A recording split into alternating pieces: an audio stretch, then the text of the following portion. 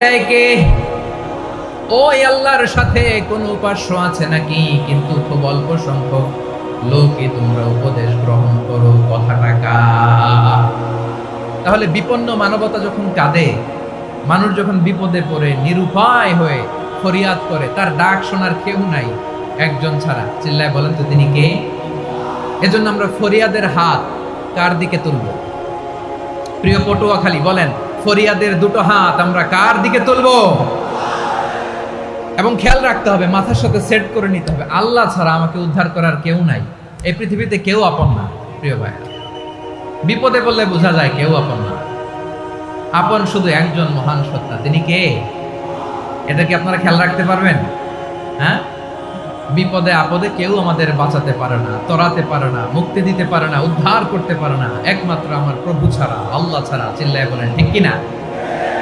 এবং প্রিয় পটুয়াখালীর ভাইয়েরা, মাথার সাথে এটা সেট করে নিতে হবে যে আমাদের পুরো জীবনটাই পরীক্ষা। পুরো জীবনটাই কি? The life is a test. পুরো জীবনটাই পরীক্ষা। এই জীবনে বিপদ আসবে, আপদ আসবে, পরীক্ষা আসবে, সবার জীবনে এটা থাকে। এক একজনের পরীক্ষা এক এক রকম। আমার পরীক্ষা একরকম, মাসুদ ভাইয়ের পরীক্ষা একরকম, চৌধুরী সাহেবের পরীক্ষা একরকম, আপনার পরীক্ষা একরকম, উনার পরীক্ষা আবার আরেক রকম। পুরো পৃথিবীটাই পরীক্ষা ক্ষেত্র, সবাই পরীক্ষা দিচ্ছি, কিন্তু কারো পরীক্ষা প্রশ্নের সাথে কারোটার মিল নাই। সুবহানাল্লাহ পড়বেন না?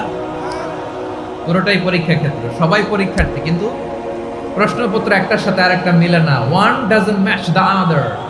একজনেরটার সাথে আরেকজনেরটা মিলে না। কাউকে আল্লাহ তাআলা ধনী বানিয়ে পরীক্ষা করেন। কি বানিয়ে? কথা কি বুঝতেছেন নাকি কষ্ট হচ্ছে? কষ্ট হচ্ছে আপনাদের?